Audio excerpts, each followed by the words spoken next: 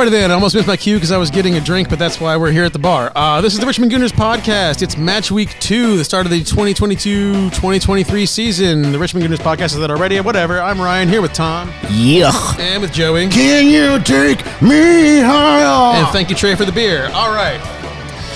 So, higher in the table. Higher in the table. You know, the table this time of the year, I'm not going to sit here and fret about it, but I mean, we're doing what needs to be done from the start. We're looking good. It's a hell of a lot better than last year. Yeah, I mean, that's true. You know, like it may not matter, but it's better than starting out in 20th. Yeah, so last year after 2 games, let's just recap.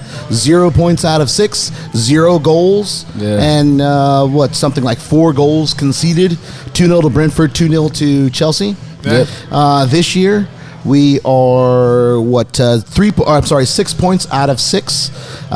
6 goals scored, 2 conceded.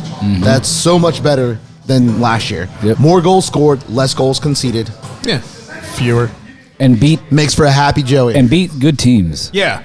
I mean, and that, you talk about like the 0 points last year. Brentford and Chelsea, those were not bad losses last year.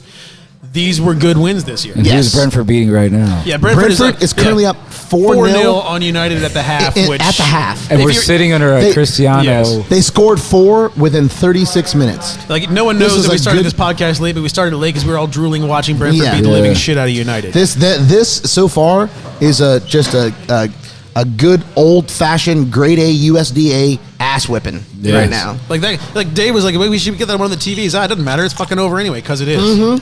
I do like to examine it, and I love how the camera keeps turning to Ten Hag and him and his assistant, and it's just clueless. They look like a dog that walked into a room and forgot why it entered the room. Who are you going to bring on? Yeah, what are you going to do?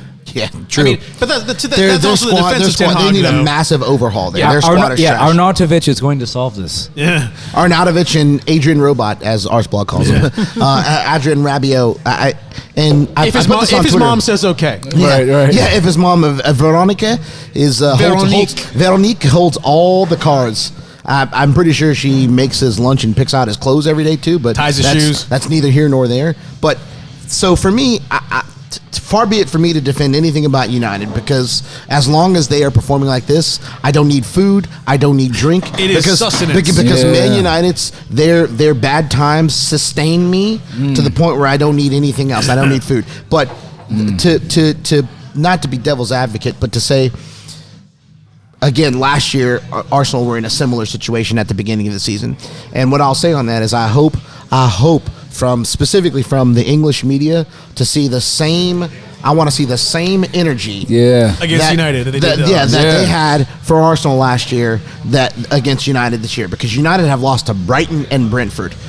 We lost to Brentford and Chelsea. Right, and then Chelsea finished 3rd last year. We lost to the 3rd place team that, and we lost them 2-0 in a game that we actually weren't terrible in. They were miles better, and we were miles off it, but we weren't. That wasn't the worst performance we've ever had. Well, and to your point, Tom, when you said who are they going to bring on, again, to play devil's advocate, like Ten Hag, what's he going to do?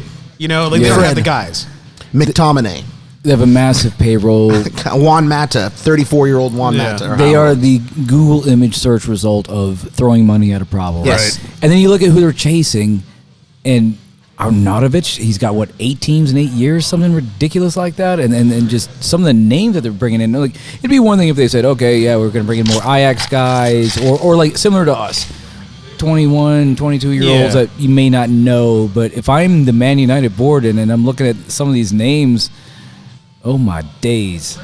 Yeah, it's not exactly a murderer's row that's about to come in and save their butts. I didn't come here today to talk about Man United. No, we did not. So let's talk about us. Hang on. One last thing about Man United. Right. The thing I was trying to say. Just like, and I've said it 1,000 times about Arsenal, the players aren't the project, Arteta is the project. I believe that Man United feel the same way about Ten Hag. So he's not going to get fired tomorrow because they understand he has none of his players in. He has Lisandro Martinez in, and I guess I guess Donny van de Beek would be kind of considered he didn't buy him, but he's worked with him before. He's part of they're compatriots. So, but I think that this we will see him for a while, just like we've seen Arteta. We've seen Arteta for a while. Oh, Matty Teasley just walked into the bar, a.k.a. Dick Trickle. He's actually wearing the Dick Trickle shirt. Yes, he is. So there you go. I thought he had a beer on him, but no. Dick Trickle just walked in. It would look better if he had a beer on him as he walked in. But what I will say is that that is a comment, I guess, in the pro Ten Hag column, a comment in the negative in the con Ten Hag column.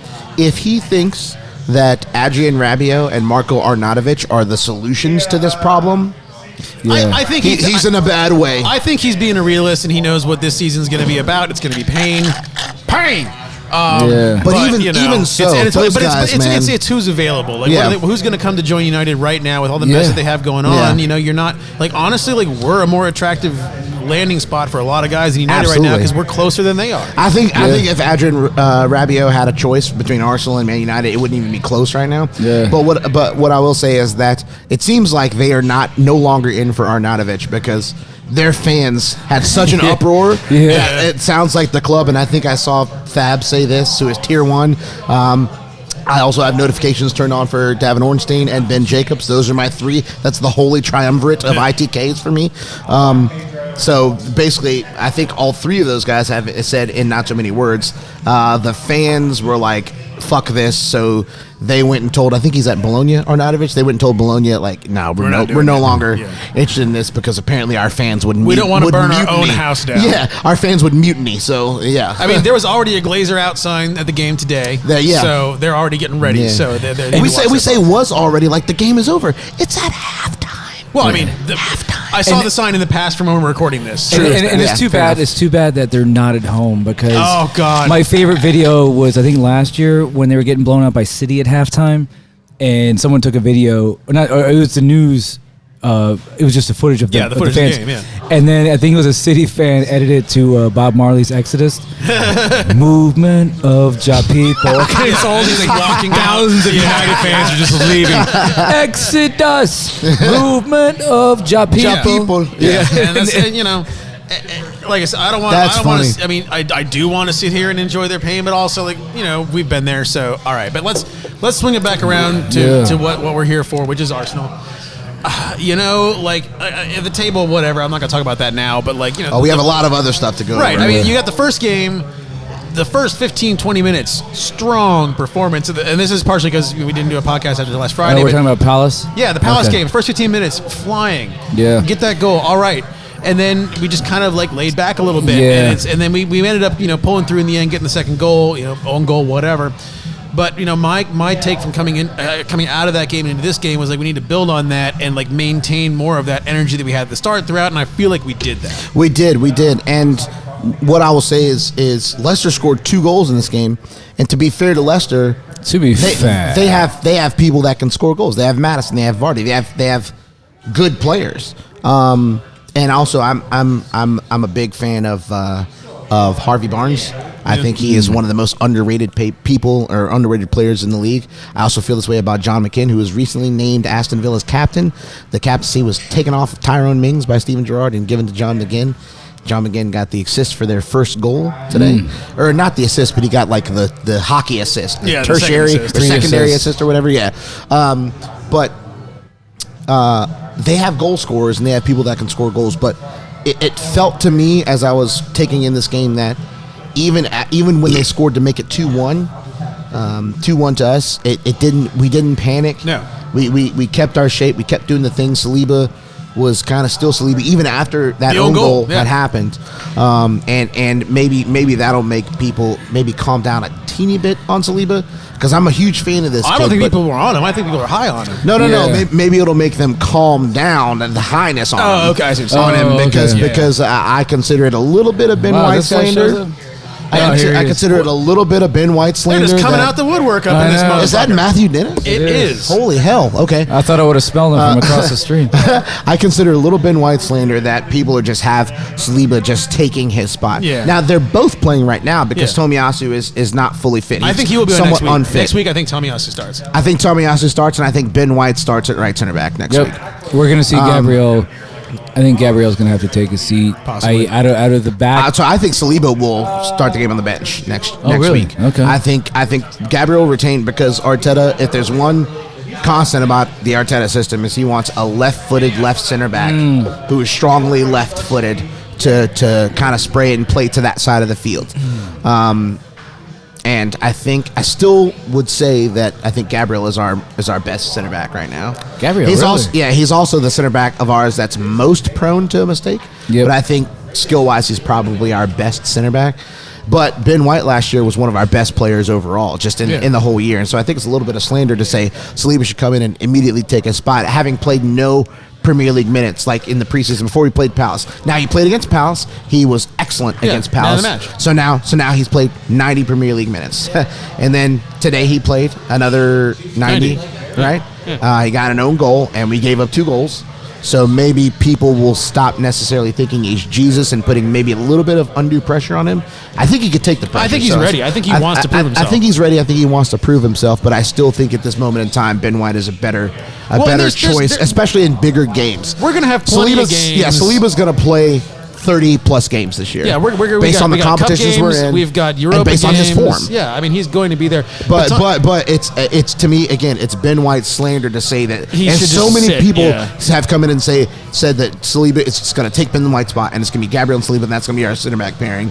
It's such slander for me on a player that was probably our second best player of the entire season. To your last point, year. you need 5 or 6, great defenders to win a league. Yeah, So there's going to be plenty of time for all of them. Good starting quality center backs. And I said it, I probably said it 6 or 7 times in podcasts last year. If Rob Holding is the worst of those 4, I'm very good with that. Yeah, we're good. And that's the case. So we have White, we have Gabriel, we have Saliba, and we have Rob Holding. And Rob Holding is the number 4 depth chart guy on that list. Yeah. And I'm good with that. When Rob Holding is like the number 2 guy on that list, it's not so good. We're not going to be good enough. No, but Tom, to I your love point, our center back room right now. Talking about resiliency and how we didn't, hang our heads after the goals. One of your biggest gripes about last week was guys giving the ball up and just kind of hanging their heads. And I didn't see a lot of that today. I saw Martinelli especially recovering balls in the each goal that Leicester scored. Each goal that Leicester scored, we immediately scored against them. Yep. Well, and not just responding to goals, but just losing the ball. Guys are playing differently. Yeah. There was definitely more urgency. I think. So you mentioned the first 20 minutes last week. I think the first 20 minutes last week was probably the most beautiful football I've seen since Arsene Wenger. Yeah. With Jesus had the solo take-ons, and then it was just really fun to watch. It was the old, I've got my Arsenal back. After that, we started to lose that urgency and allow them to come back in the game, and then certain people started to disappear as usual. And today, there was a little bit of that, but far less. But the fact that we came back.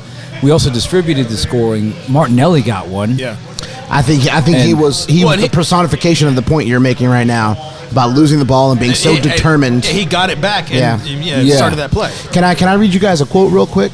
Right. This is from the Arsenal All or Nothing series. This is Steve Round talking about Gabriel Martinelli to Edu. He says, he's training well. Edu, I love him. Honestly, I love him. He just needs time, that's all. He's a great kid. He trains every day like it's his last day on earth. He is a diamond.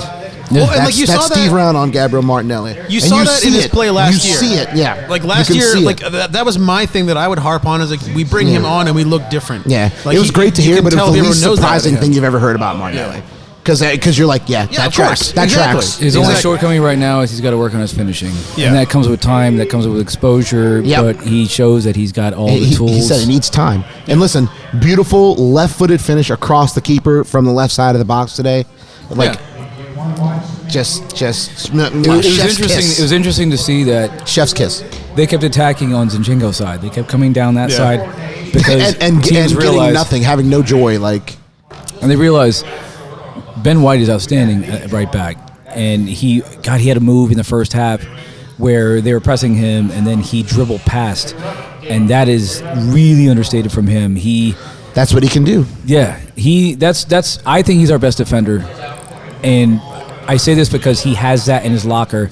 Gabriel still has this thing where he dribbles and he kind of pauses. Picture of Lisandro Martinez on the screen right now, just as on the bench. Wow, he's benched already. Sitting on the bench. 46 minutes in, bullet dodged. Sorry, Tom. I hate to interrupt there, but that spoke to me a little bit. So to your point about all or nothing, I think for me, there's been a handful of things that I really enjoyed about the series, but so far my favorite has been Carlos Cuesta doing his one-on-one with Ben and saying there are few defenders in this world that are better than you. You need to realize this, that he's pretty much got it all. He just needs to put in more consistent performances. Yeah. But he can dribble. He's pretty much our own Beckenbauer. Yeah. And he can pass. He can dribble.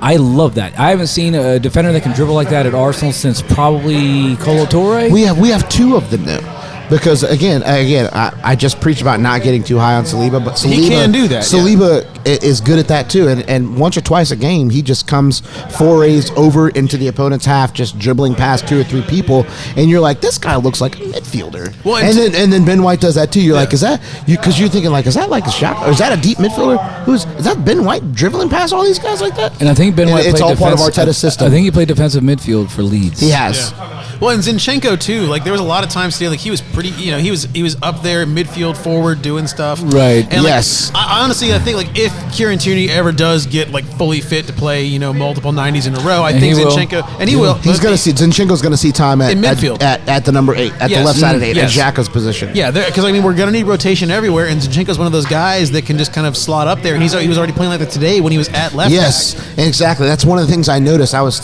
sitting beside Gil, and I was telling Gil, I was like, hey, listen, I love that Zinchenko, his natural instinct is to shade inside when he's playing left back and use his vision to see things either across the field or through the middle of the field, whereas it's a different thing to Kieran Tierney, whereas his first instinct is to kick the ball past you, Go straight up the left down the side. touchline, Yeah. and go straight, a foot from the touchline, run to the byline, and then get a cross in. And both can be very effective, but it's if one thing's not working, we know we got a guy that can do the other thing. Right, And because that's last year such- we didn't. Yeah, Last year we it was didn't. cross and pray. Yeah, because we had Tierney and Tavares, who was like diet Tierney, Yeah. Tierney light. You know what I mean?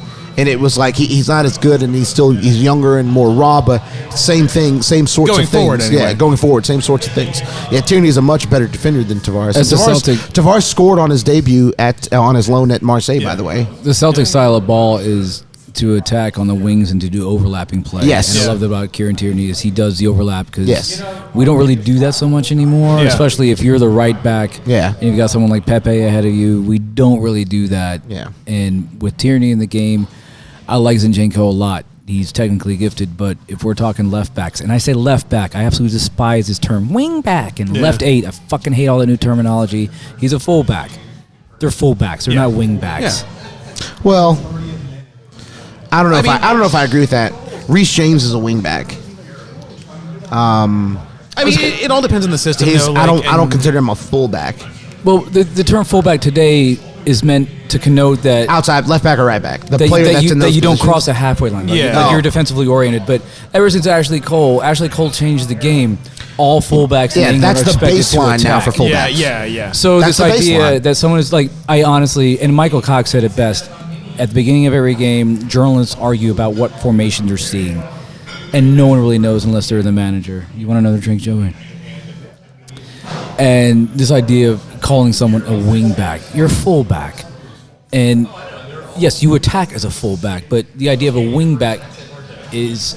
It minimizes the amount of defensive responsibility. I It think, does. implied, But they track back. It They implies track that back. you have more attacking responsibility than defensive. Yeah. And so, like, for instance, in Antonio Conte's system at Spurs, he plays with wingbacks. He plays with 3 defenders, 3 center backs, and he plays with wingbacks that are really a part of the midfield.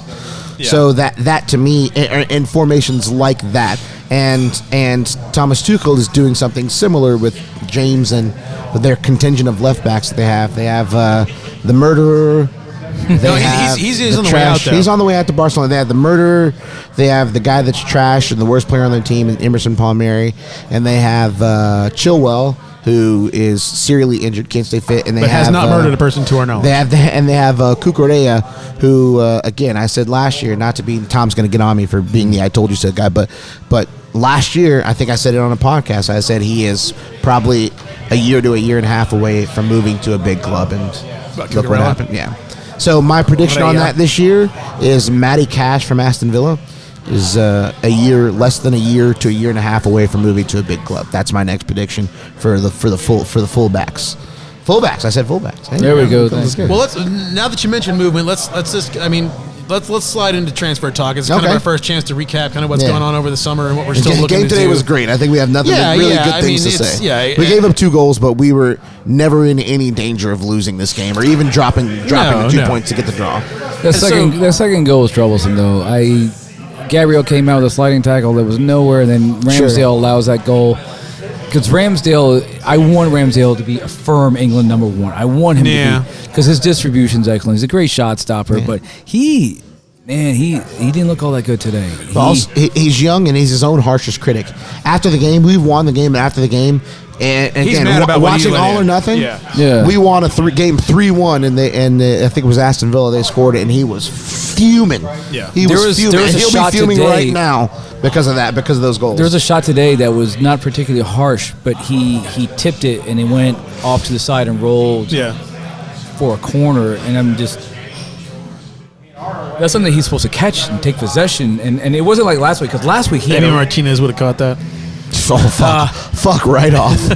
Fuck right off. But he had one last week. He had a howler that we were trying to play out of the back, and I'm sure he'll iron these things out over time. It is the start of the season, but they are concerning. So I think it's fair for you to bring these up. I do, but I think as the season over the 38 games of the season, those things will even out, and he'll be a top 3 or 4 keeper in this league this season. He'll make enough, world-class saves. He'll save us points in enough games that you're already going to win. He'll save us points. He'll save us points this year.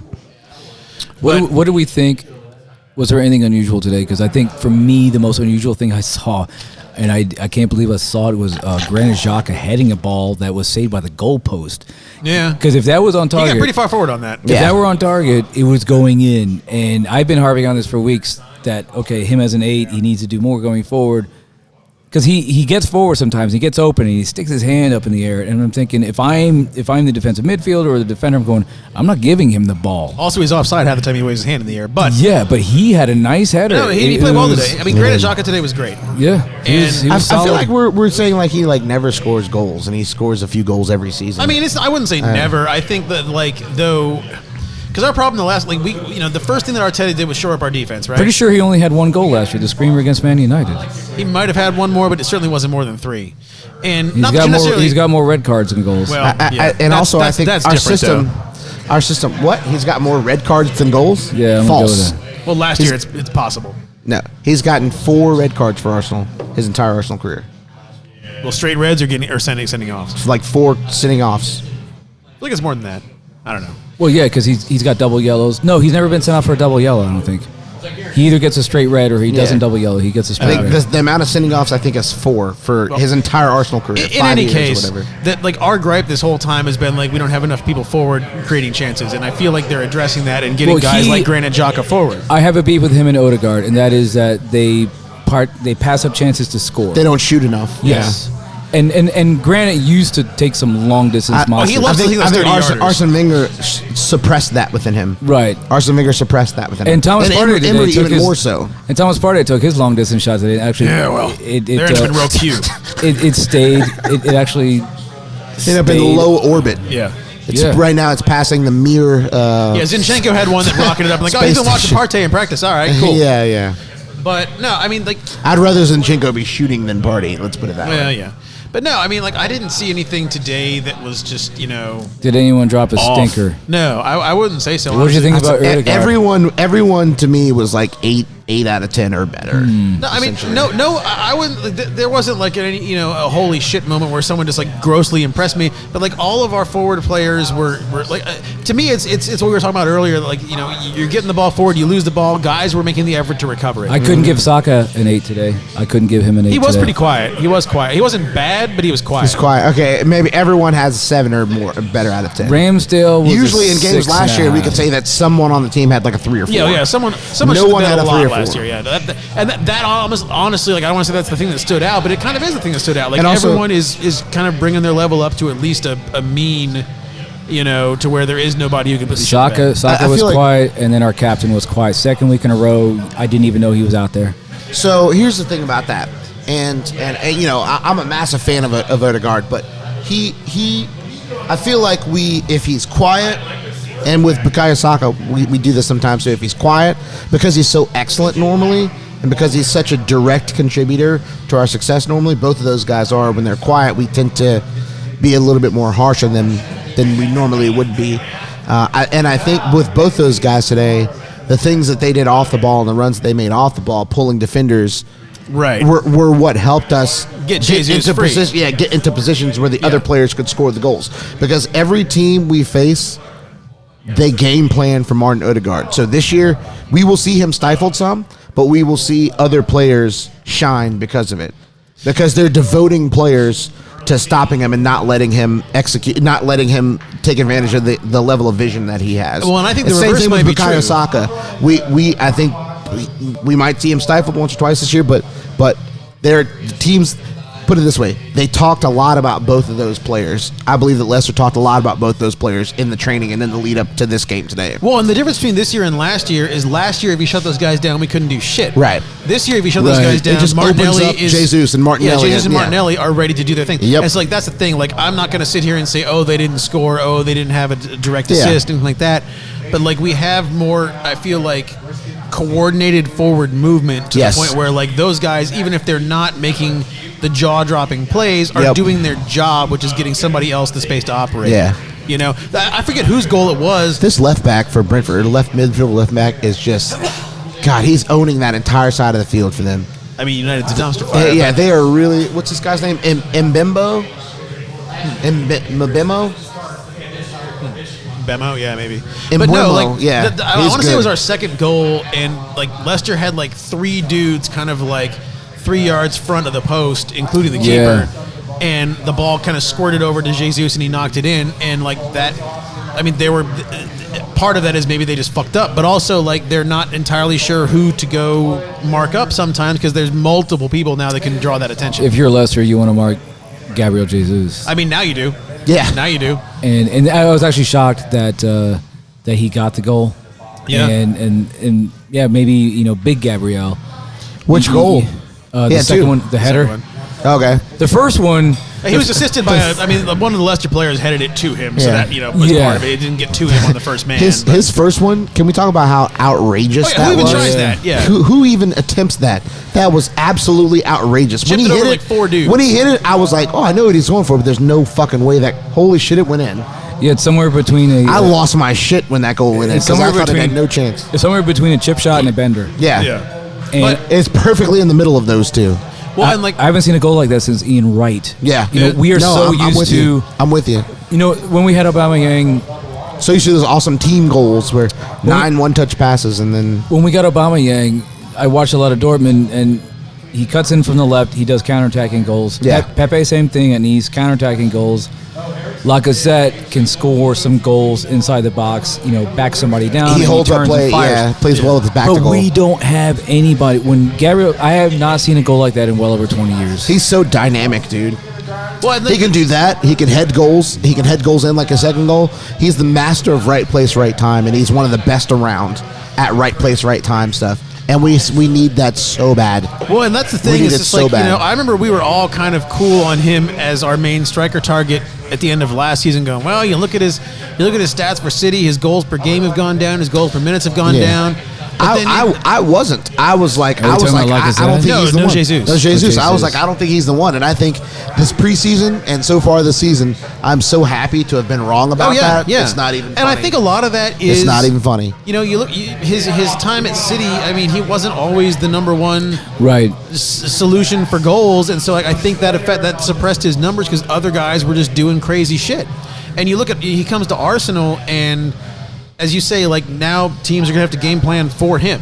Yeah. Like that proves like how much he's proven his worth and like what he means to us. And it's also being a striker is a confidence game. I think at Yeah. City, he probably thought Pep's always got someone in the back of his mind that he wants to bring on for me. He was playing second Yeah. fiddle to Aguero, and then now at Arsenal, I'm sure Arteta said, "It is yours. Yeah. Here are the keys to the car." You're the guy. You're the Yeah. guy. You're our number 9. You're the guy.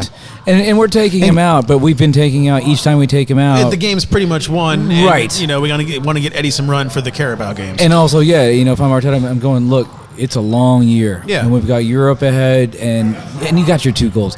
Should have had a hat trick. Yeah. But we're going to worry about that later. Hey, listen, It's the 3 whenever- points that matter the most. Yeah, whenever we're talking about somebody, oh, you should have had a hat trick, that means he did pretty fucking good. yeah, he put And himself in position to get a hat trick. He at City, let's think about Like people, I'm so sick of people saying, "Oh, you guys signed City rejects." Like, okay, They're not rejects. No, they're not Gabriel rejects. Jesus. Think about who Gabriel Jesus was behind his entire time at City. Yeah. Probably the third best striker in the history of this league, of the Premier League. Probably. I put him behind only Henry and Shearer. Yeah. No, Aguero was a fucking beast. I put Aguero ahead of Wayne Rooney, and I have a massive amount of respect for Wayne Rooney. I don't. Grandmother fucking aside, Yeah. I have a massive amount of respect for Wayne Rooney, what he did on the pitch. He's England's record goal scorer, although Harry Kane will have that record, before it's all said and done. Or before probably the end of this year. Aguero has done it in multiple leagues Yeah. and Aguero, internationally. Yeah, he's Well, proven and his also quality on by being at Manchester City. City got a lot of goals out of the midfield too. So Yeah, they're not we got- relying on their right. striker in the way that we are. Because last year, I think the highest scoring player was something like, I think it was like Gundogan. I think he had like 9. Yeah, like everyone had like 9, Yeah. 8, 7 They're like goals. they're like a college basketball team. They score Yeah. 100 points a game, but every guy gets like 12. Yeah. Yeah. There's no And- there's no golden boot winner, but it doesn't fucking matter because you have 8 dudes who are scoring 9 Yeah. goals. Yeah. So I guess what I was trying to come around to is we play again, obviously, in a week. Was there anyone today that you say, I don't know? we should drop them. Yeah. No. No. I really don't. I mean, If Tomiyasu is fit, the manager has a headache. that's the thing. If Tomiyasu and Tierney are both fit, then all of a sudden you decide what do you want to do. Because Yeah. honestly, you know who was kind of quiet today was Partey. Partey was kind of not exactly. He made some bad passes. He did. I wouldn't say he was spin- bad, but he also didn't do anything to No, but- blanket himself in glory. But also no, I'll that if he, so a game that we don't have to say his name about much is a game where he probably did his job yeah. That's fair. That's somewhat fair. to the best He, of his ability. But I'm good, Trey. But yeah, I mean, but at the time, say maybe you're thinking, all right, he's injury prone. We got a lot of games coming up. Maybe in this next game, if Tierney is fit, he moves Zinchenko in there with Xhaka. Right. Give Partey a break. I think Zinchenko- See, I think Partey is going to be our most important player this year. So if here's what I do: if Tierney is fit, if Tierney and Tomiyasu are fit, this is going to not be popular, but I sit Saliba on the bench, Ben White and Gabriel at center back, Tomiyasu at right back, Tierney at left back, Tierney at the 6, Zinchenko at the 8, Odegaard at the 10. Tierney at the 6. Yes. No, I'm sorry. Zinchenko at the 8, Partey at the 6. Odegaard at the 10, huh? So you sit Xhaka. Did I say Xhaka? So I want Zinchenko to take Xhaka's spot Okay. at the 8, yeah, and Tierney to take his normal spot. I think at the 3. what Partey did today that I forgot about is that he got the ball off of people, and not just kind of like intercepting the ball, just like he full on goes in and reaches with his foot and pulled it off of people, like he clawed it away from them. Yeah. I saw that no fewer than 2 times. And then he gets it to Odegaard or gets it to Saka, and goes then for it. no And one that remembers is- that because we score the goals. We remember no one really remembers that. Now the problem is he did have some moments. There were 2 passes. He had a couple in bad particular, passes, yeah. Yep. That I agree. And that's early season rust. Yep. But I mean, to answer your question, And also, I don't. who knows what his head's like because of all this Well, shit this going shit's on. going on. Yeah, Yeah, and, exactly. and we talked about this, and I'll be the one to say it. The people that organized the banner, shame on you. The people online shouting rapist at him, shame on you. Because you don't know what's going on. And a lot of y'all spend a lot of time talking about the police are crooked and we can't trust the justice system and don't trust the police. And all of a sudden when it comes to Thomas Partey, you're willing to believe everything. It's you can't have it that way. Yeah. And I also wonder what the reaction would be if he was white. Yeah. Yep. Yeah. Now, and if the woman accusing him were also African, or Right. something? Yeah. Now I would say, what I said outside. This is not the NFL. This is not the. He is not Deshaun Watson. No, he's not Deshaun Watson. I've and this seen is that also, compared so many times. If the club thought there was a 1% They chance would that kick his ass out. he would Yes. not be. Yeah. We would not. Right. We would have disappeared him right now. No, that's my like how Man United disappeared Mason Greenwood the moment that recording Yeah. came Yeah, out. he was gone. We forgot he was just away. and no one knows where Gilby Sigurdsson is right now. Yeah, You no, know, These teams Everton do their hasn't diligence. mentioned his name. Yeah, the Premier League teams do their diligence. They're not looking to be that team that keeps that guy out there. Yeah. So generally- I'm not generally- saying that is a verdict. That is not a verdict. Absolutely not. But And I'm glad you said that. I am because more than generally willing- we believe the Of accused, course. we believe the woman generally. course. But there's so many fishy things about this one, and B, there's just so many things that have come out to the point where it's like you can't really say one way or the other. And I'm really trying not to be biased because I think that Partey will be our most important player that will need him this season, because if he's guilty, he can fuck off. Right. he can fuck off if he's guilty. And if he's deemed guilty, I never want to see him in an Arsenal shirt again. All of us on this podcast, the second they came out, were like, man, fuck this guy, he's gone. But then you hear more. The more facts come out, you know. But there's things that have been clearly fabricated to try to put him in a bad spot, bro, it's like this is not cut and dry. But to Tom's point, and I usually believe women, but unfortunately, women are people, and people lie sometimes. Yeah. But to Tom's point, who knows what's in his head right now? Yeah. So yes, because this thing about at Palace last week, he got booed every time he touched the ball, and the audio in here was terrible. But I don't know. I mean, it's got to affect a guy. Yeah, what's in his head? Like, imagine a lot of people. Imagine a lot of our own people probably booed him today. Sure. And then when he came over here to the U.S., I noticed that he was left out of a lot of the media appearances. Yeah. And he didn't. Even after the games, he would go straight back to lock. He wouldn't even really give his shirt away to fans. A lot of the players were photographed, in hotel lobbies and all that. And I imagine that. It's got to be a horrible situation. Yeah. It's got to be a horrible situation to be accused of something you didn't do. Well, that we're. I mean, last night my favorite place to drink. I had this dude that he's a friend of one of the locals, and he's like, he called me a Nazi twice.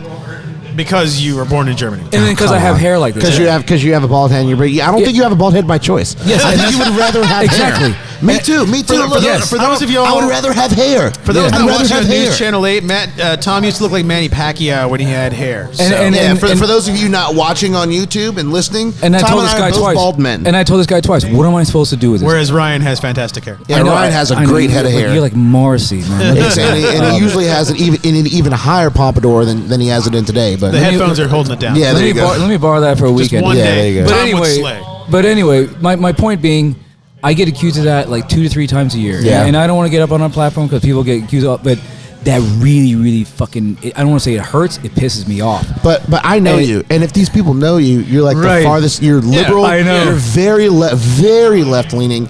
You're like the farthest fucking thing from a quote-unquote Nazi. It's like the opposite of what you are. Like, this guy burns flags. Yeah. This guy hates the police. It's just so, it's so wrong. Yeah. I like to call that like that being aggressively wrong or violently wrong. Yeah. And what's really wrong. And what's really awful about this is that the person making the accusation is also very left wing. Yeah. Which, sadly, as we've seen in the pop punk thing, that a lot of people that are very liberal and very what we would consider sound beliefs have an awful fucking ethos about them sometimes. Yes. When it comes to how they're treating people, how they're treating women, how to treat people that are beneath them. Anyway, I didn't come here to talk about. That could be a whole different podcast. Yeah, it could. I think what I wanted to, if anything, I wanted to talk about today was Jesus, and then also when Eddie came in. What do we think about when Eddie came in?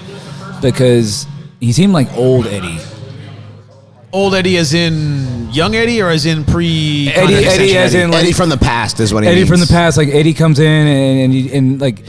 I'm borrowing this from someone in London, and he said like he looks like a guy that won a contest to be in the game. Bro, I mean, look, I disagree with that. They brought him in when the game was over to just give Jesus a break. Yeah. Like, I'm not going to judge Eddie on that particular performance. He wasn't on long enough to judge. No. And also, we know about Eddie is when Eddie gets a run of games, he produces pretty much without fail. So it's one of those things where he's going to get some games because he's going to start probably every FA Cup game, every Carabao Cup game. He's going to start a lot of Europa League graphic games. from last year where Patino had the hat trick. Yeah, or Patino had the goal. Eddie yeah. had a hat trick, but Patino had a goal, and it was like the picture of the guy in the pool holding up the one kid while the other one's like fucking just begging for attention over here, drowning, and they're holding like, Patino, he scored, and then he's like, I had a hat trick, you know. So like he's I think now that he's signed and he's on board and he's part of the, he's going to be here. I'm not going to worry about what he did for 14 minutes in garbage time. He's going to be fine. And he's going to score like 12 or 13 goals this year. I mean, I would love to see him get one, sure. But at that point, like Leicester is, pressing to just bring it back in, and we're just trying to play the game out. And I believe this year will be the year that he'll make a leap to where, because we've seen in the past when he gets a run of games, he'll score. I think this year he'll make a leap to where the first game he starts, he'll score. Yeah. Because what I've seen in preseason from Eddie, he has gotten bigger, physically bigger, stronger. He's gained like a couple milliseconds of pace. He has improved physically in every aspect. And listen, I saw him in Baltimore. You and I were there. We saw him with our own eyes. And I looked at him and I said, "This is a different dude. Yeah. This is a different dude." and I think he will be that this year. And the goal is that there's not an overwhelming drop in quality from our first guy in a position to the next second. guy in the position. Speaking of transfers, Tielemans was quiet today. Yeah. Now, to talk about quiet, because I at least knew that Saka and Odegaard were playing the game. But Tielemans, I didn't like, see are hardly you shit from trying to Tielemans. become an Arsenal player? Because you were saying, Joey, he was going to ball out again, or was it Will? It was Will that was saying he was going to ball ball out out against us in an audition. I thought he would do exactly what he did, which is be quiet. I thought he would. You know, if I'm Tielemans, I'm thinking I'm slide tackling and everything. I'm running around like a dog. Yeah.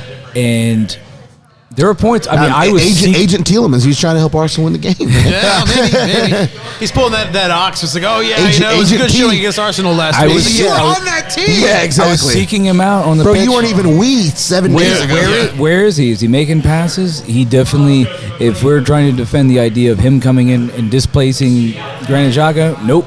I mean, I never had him displacing anybody. I think, to your point, Joey, he was going to be the second guy at that position. Yeah. You know, to where we have enough. No, Tielemans. If we were to bring him in, he wouldn't be displacing anybody. He's just there to be another option at that position. He'd be the long-term replacement for Granit Xhaka, who is 30 now, or will turn 30 soon.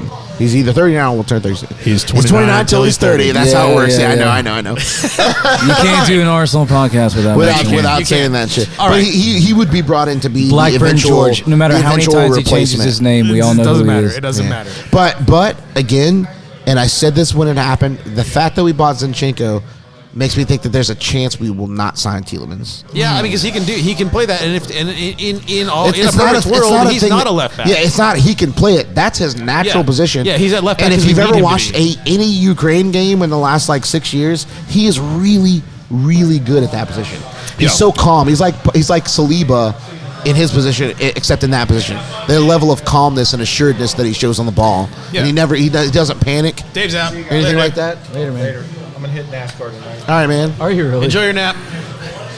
For those of us that don't live in Richmond, NASCAR's in town. And I live Richmond has a NASCAR racetrack. That's I live one of the miles from the ones. track, and you cannot sit outside at night on NASCAR night. You know, I don't notice it in my house. You think I would? I hear But I it. don't. I mean, it's where Definitely think you would. I'm a mile south of here, and I can hear it. I've never noticed it. And when I lived, Because Ryan's got the buffer of 95, and Yeah, that's he's a bit farther away from it than you are. Yeah, but I'm further north, though. It's like you think it'd be closer. Yeah. But you're farther away from RIR than he is, just miles wise. well, and also there's woods up there. In Yeah, between. there's That's woods, what it there's is. the highway, trees. there's a couple of even retaining walls Yeah, between that's them true. and you. and trees do a good job of blocking. All right. that So shit. anyway, enough of the geographical oddities of the sound points in Richmond. We were talking about We transfers. were going to talk about yeah. transfers, so here we are. So we've been on about Jesus. He's obviously the big guy, $52 million, bringing him in. And you look at the rest of the guys you brought in: Zinchenko, 35, Vieira, 35, Turner, 6, Marquinhos. He's a project, 3.5. Marquinhos, by the way, scored another, I think, 2 goals the other day for the reserves. Yeah. He's pulling Listen, the trees. this guy's going to be He's going to be gonna good. Oh yeah, he's going to be good. I'm And, telling you. The beauty of where we are now is we're not relying on him to play for the first team right now. We know we can get him some time to develop. Yeah. So those are the guys coming in. We got Loney's coming back, Saliba, Bellerin, Ainsley, Reece Nelson, Runnerson, whatever. Saliba's obviously the big cat of that particular group. But then you look at the outgoings that we've actually officially sold at this point or loaned out. Guendouzi 11, Torreira 6, Leno 4, Mavropanos 3. We got $4 million for Leno. It's like 3.6 something. But other. it's 8 million if they stay up. Yeah, it's 4. It's 4 for now. 4 plus 2 plus 2. Adams. Yeah. We cannot, man. We couldn't sell. Well, so here's my point about that though. If at this point, before anybody achieves their It's add-ons, worth it to get his wages off the book. It's worth it to get his wages off the book. LeBron Leno yes. was like the 3rd highest wage earner on our entire team. But where I was kind of going with this, if the add-ons don't hit, if all the and most of I'm them not probably saying that will. right, am I? It's Bernd, isn't it? Bernd, Like Bernd Bernd? Leno. Bernd Leno? Yes, Yeah. Bernd, yes. But my point being, right now, as of this moment, before anything vests as far as add-ons, we have sold $24 million worth of players, and we have spent $132 million on players. So where I'm going with that is 106 net spend. Yeah, it's some spend. Yeah. 108. 108 net spend. I'm sorry. And so quick maths. It's maths. I was told there would be no math. But 2 plus 2 is 4. yeah.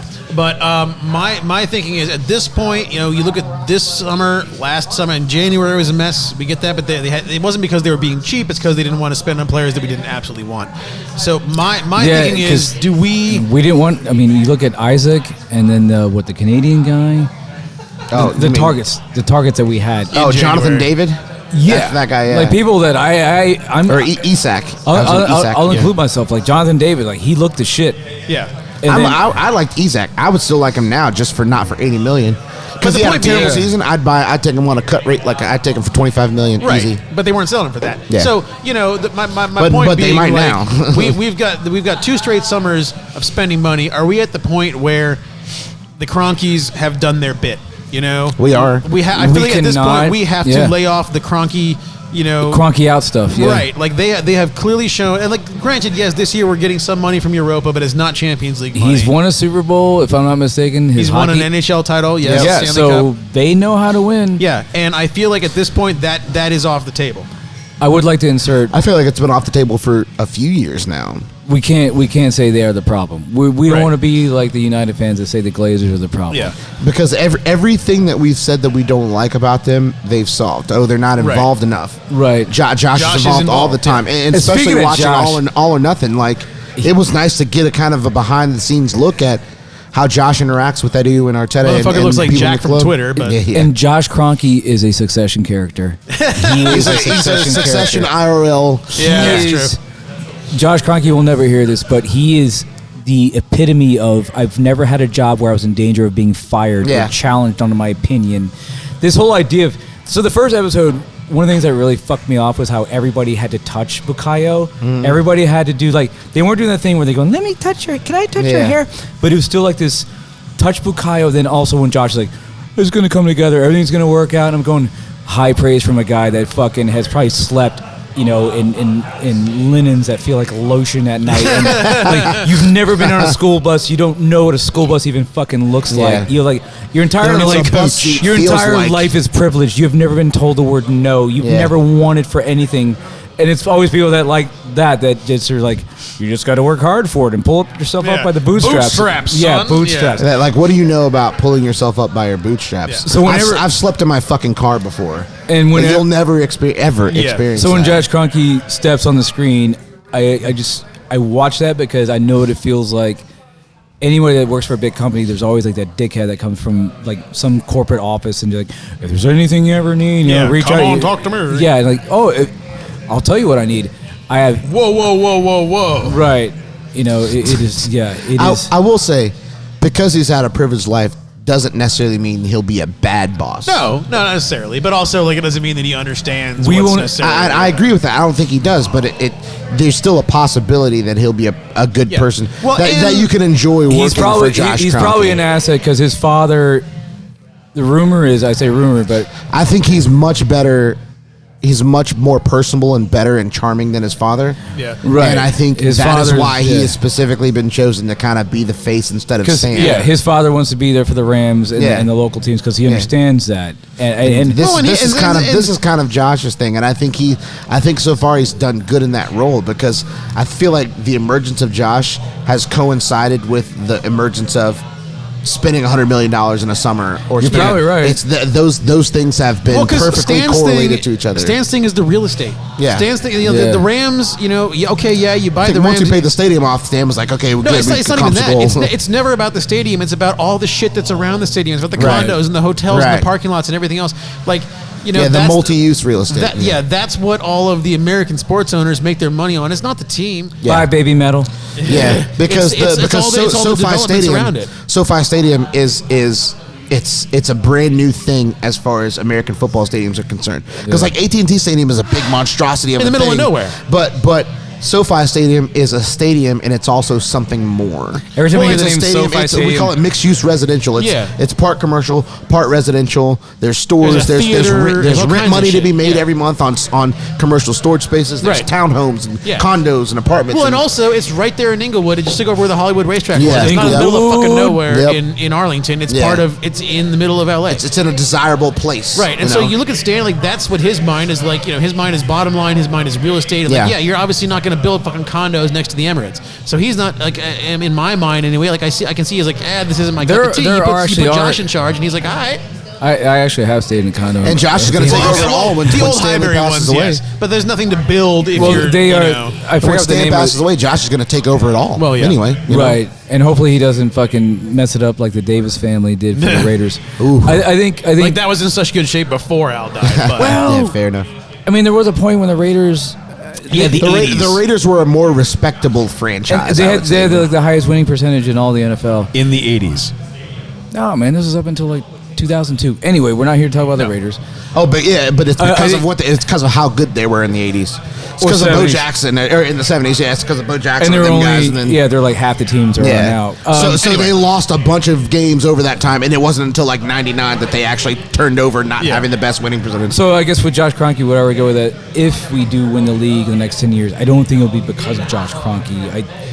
I think it'll be because of Arteta. Yes. But as Josh Kroenke, all you can do is put the right guys in place to do these things. And off of that, what I'm saying is, if we don't perform well, it's not because of the Kroenkes anymore. Correct. That's kind of what I think agree. the transfer window is we are spending. We cannot assign blame. We give you everything you want. We give you the money, the players. It's on you now. Yes. Things that need to stop. 1, Kroenke out. 2, Party is a rapist. 3, I don't know. If there's any Arteta out left people. AFTV out of our club. AFTV is the reason our club is where it is. Right. So fucking stupid. Yes. So fucking stupid. Amen. The AFTV, and you know what? I'll be proud to be the only podcast that stands up for AFTV. Yeah. We're probably not the only one. Because we talked about this privately, but maybe not recorded. Yeah. But I am convinced the majority of the hatred is a combination of jealousy and racism. Yeah. Yeah.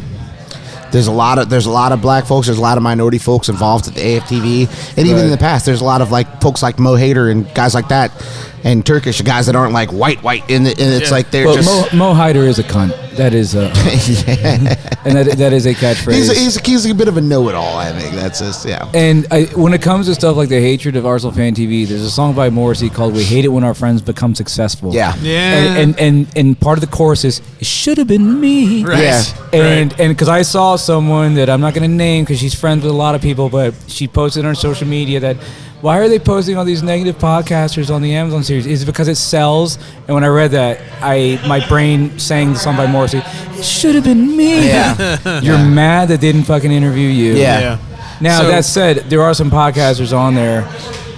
God, because I brought this up there's 3 in one of the most recent episodes. I heard Arseblog's voice multiple times on that series. And then Elliot from Arsenal Vision is on the one coming, but did I hear James McNicholas on there too?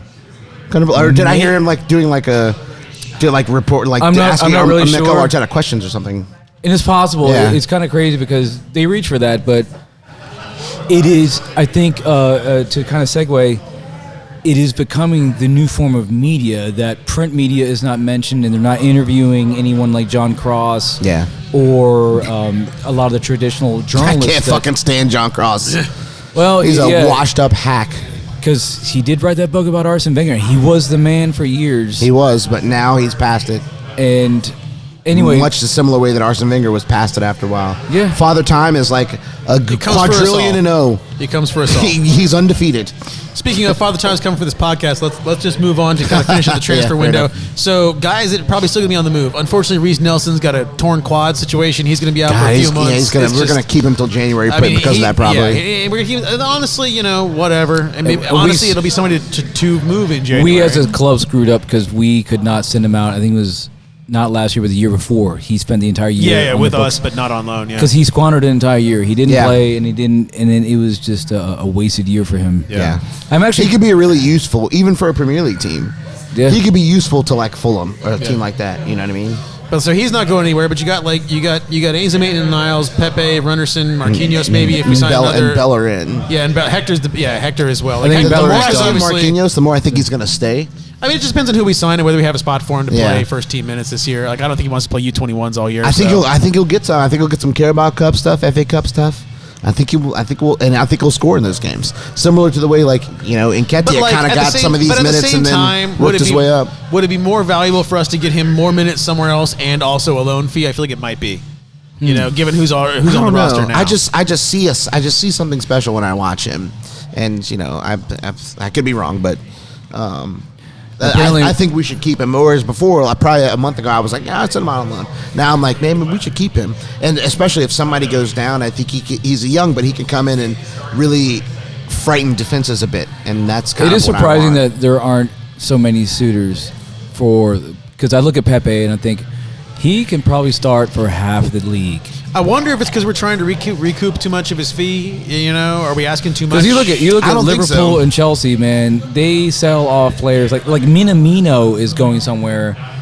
I forgot the fee that I saw, and Minamino, his legacy will always be blasting it over the bar in the 93rd minute Or in the the- EFL Cup. The wash they took on Timo Werner. To steal one from Joey, that motherfucker can score in a state prison, a women's prison with a fistful of pardons. Yeah. Minamino, you would fall into a barrel of titties and come out sucking your thumb. Yeah. If it was raining pussy, he'd catch one with a big old dick in it. but yeah, I mean, and like you look at our Why can't we sell as well as Liverpool and Chelsea? Well, and like the Yeah. recent history of giving guys away on a free, like at the very least, like if we're not going to use him, we can at least let him go somewhere where he can, get some time and do something. Because apparently with Mainsley, we're out. Yep. No, that was just a push the wrong button. My bad. Okay, so with Mainsley, apparently, it's the Arsenal wages. Oh yeah. And that's also crazy because Nottingham just spent a lot of money on Jesse Yeah, that's true. Lingard of That's all true. people. Yeah. Not saying that Lingard is bad; he's a good But there's player. money out there to be spent. But you spent that much for Jesse Lingard? Yeah. It's almost like the old the stereotype of a sailor on payday that, Yeah. like, hey, I'm in Virginia Beach and I'm gonna spend $8 for a Budweiser. Come on, man, you got to know better. Yeah. I think Bellerin could start for a lot of clubs. I think. I mean, he wants to go back to Batiste, right? Like that's his. Yeah, and there was that picture of him at the airport. He looked almost like the meme of Keanu Reeves at the bus stop. And I noticed that he had it was a Kappa suitcase, which I believe is Real Batiste issue. Yeah. And okay, that's fine. I wish it would have ended better because he seemed like he wanted to be Arsenal, and I would rather have him than The injury, man. Like if it wasn't for that, I feel like we wouldn't even be having this conversation. Because if you're Arteta and you go, all right, right back, I've got Tomiyasu and I can slot Ben White in there, but he's got Cedric and Mainsley. I mean, to me, Cedric. On the flip side, Cedric doesn't start for anyone in this league. No, and I forgot he was still on the team until someone mentioned him today. Yeah, there's I'm not going to mention the name, but there's a one of the biggest, probably the biggest anti-Arsenal fan TV account out there mentioned that he could see Cedric playing today over Ben White because apparently Cedric is a better crosser of the ball than Ben White, and I'm going. That's one thing he can do. Yeah, the other things, the other 12 things are all vulnerabilities. Yeah, no, he's not. No, there's no way. And I am pretty sure that if we're gonna say, let's gamble on what's gonna work out first, Ben White improving his crossing capabilities, or Cedric improving all the shit that he's deficient at. Yeah, Exactly. I mean, how many times last year did we yell, "Get away from the ball, Cedric! Don't touch that." God, when he stepped over, he is like, whenever there's a set piece and he runs over, Yeah. and then he crashes. Get away. And then he crashes every great photo that I want to turn into a wallpaper on my work Yeah, it's computer. like, I don't want you on and there there. he is. Yeah, and it's just so Like Pete Davidson with a Kardashian girl. The We're all gimbal is wondering like, done. how the hell did that happen? The gimbal is done. Well, We've so been going for too long. If you're watching on YouTube, we're a little crooked now, but that's okay. Always have been crooked. That's fair. That's fair. So, remaining incomings, Tielemans, I guess that's still out there. Well, you can kind of see why we're letting hesitant on it it. Yeah, well, simmer because and the last thing I saw was that they said, look, he obviously does not want to. He's made it pretty clear he's not going to re-sign with Leicester. Why don't we just wait a year, get him on a free next year? That's kind of the most recent thing I've heard. it makes sense because we were worried about Man United trying to snag him. Yeah, but now who's over us? Who wants to go to Man United right now? They are still losing 4-0. It's in stoppage time in the second half for anybody who's not listening real time. Which They don't even look close to scoring. with their with their highlighter uniforms. the ecto cooler. Ecto Yeah, cooler. there you It's go. Ecto cooler. And if Rob Van Dyke hears this, he's going to say that I stole that from him. That's his joke. Yeah. He's going to say that I stole it Well, from him. maybe he shouldn't have left at halftime to drive to DC. Then he could have told the joke on the podcast. But like, it is like I just said. I said on Twitter, imagine losing to Brighton in your home opener and then having to wear this fucking monstrosity the next time out, and then losing to Brentford 4-0. Yeah, so I mean, Tielemans We is lost not to going to Brentford, go. but it wasn't this. It wasn't this no, bad. No, and it was competitive, and it was also a year ago. Yeah. So Tielemans is not going to pick them over us. He knows what's going on. That was fantastic on All or Nothing when Mikel Arteta put Ivan Toney's tweet on the screen. Yeah, And yeah. I've always wondered how much does Twitter actually mean to these guys. Because some of the players say, I don't look at it, I just bullshit. don't. Yes, they do. They do.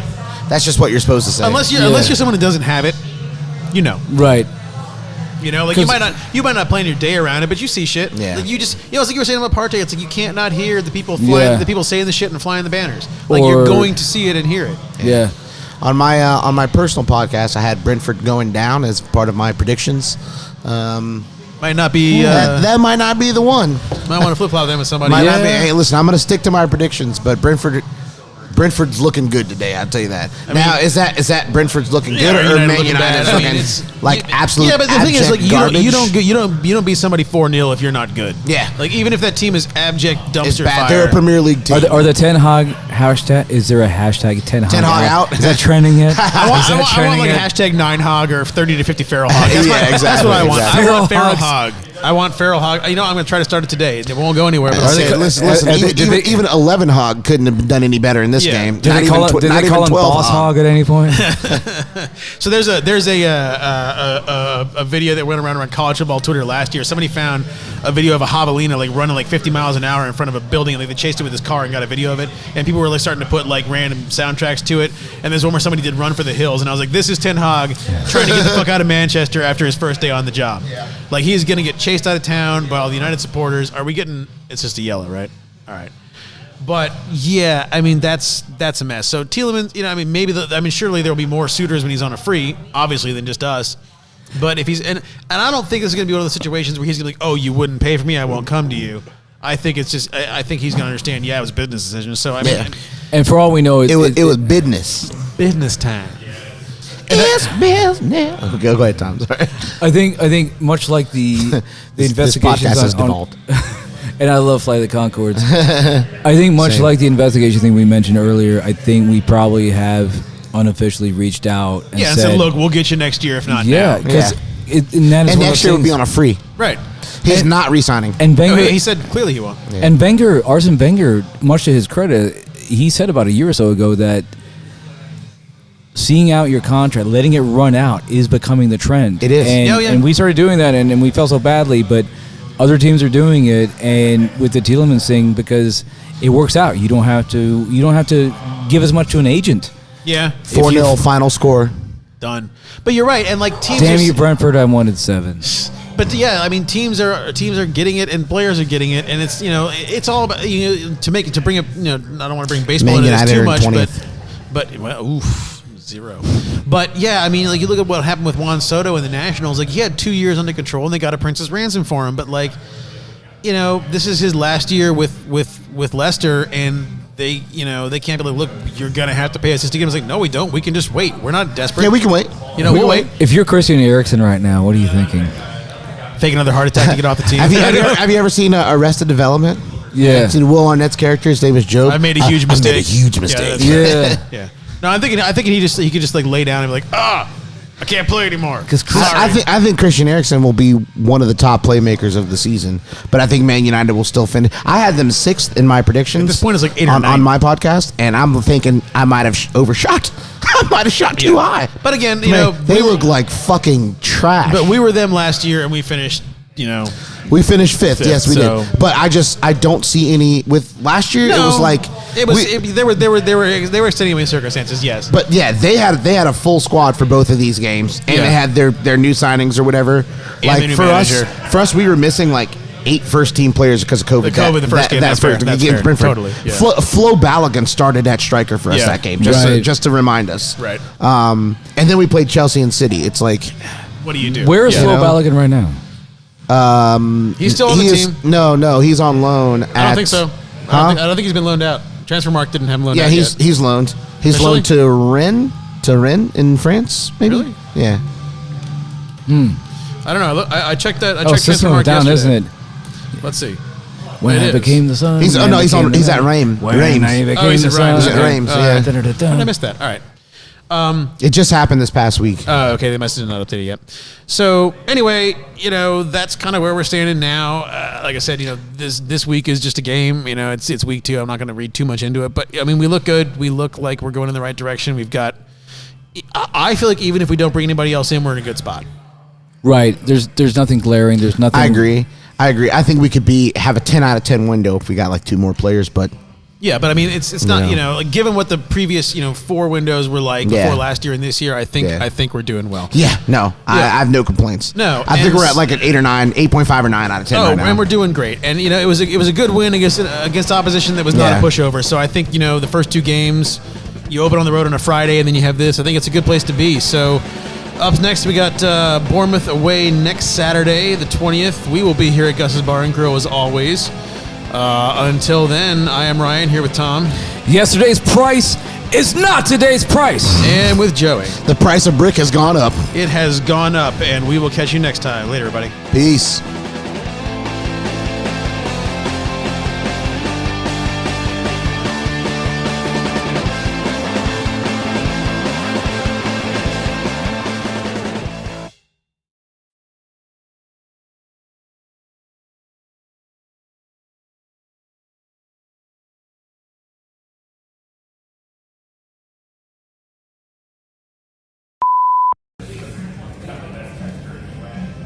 Yeah, the gimbal gave out towards the end there.